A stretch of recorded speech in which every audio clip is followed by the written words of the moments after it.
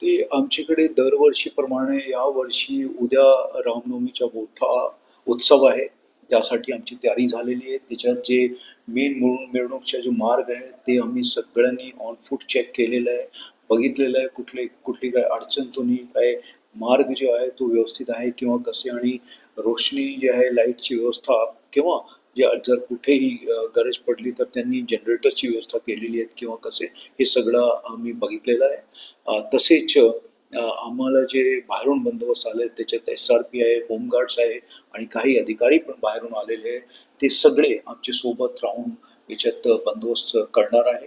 आम्ही जे मिरवणूकचा जो मेन रूट आहे त्याच्यावर कुठलाही अडथळा येऊ नये आणि त्याच्या जे रिलिजियस स्ट्रक्चर आहे, धार्मिक जे स्ट्रक्चर्स आहेत तेही त्यांच्याशी आमची बोलणी झालेली आहे आणि दरवर्षीप्रमाणे यावर्षी जे इतर धर्मचे जे लोक आहेत ते मेन मिरवणूकला ज्याप्रमाणे स्वागत करतात, यावर्षी तसंच स्वागताचे त्यांच्या कार्यक्रम किंवा प्रोग्राम राहणार आहे, असे ते सगळ्यांनी सांगितलेलं आहे. आमची सगळ्यांसोबत मीटिंग्स पण झालेली आहे आणि त्या मीटिंग्समध्ये सर्वांमध्ये उत्साह आहे आणि मला पूर्ण खात्री आहे की उद्याचा बंदोबस्त व्यवस्थितपणे पार पडेल.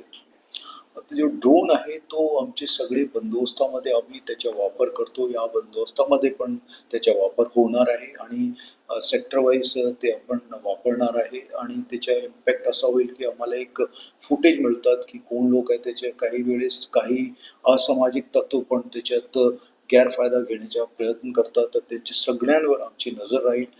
किती लोक आहे, कसे ते मूव्ह होत आहे, सगळी याच्यासाठी आपण ड्रोन पेट्रोलिंग जसं म्हणतो किंवा ड्रोन फुटेज कॅप्चरिंग जे म्हणतो ते आपण सगळ्या याच्यात करणार आहे. याच्यात जवळपास 4,000 ते 5,000 लोकांचा बंदोबस्त याच्यात उद्या राहणार आहे आणि आमची सगळी तयारी त्याच्यासाठी झालेली आहे.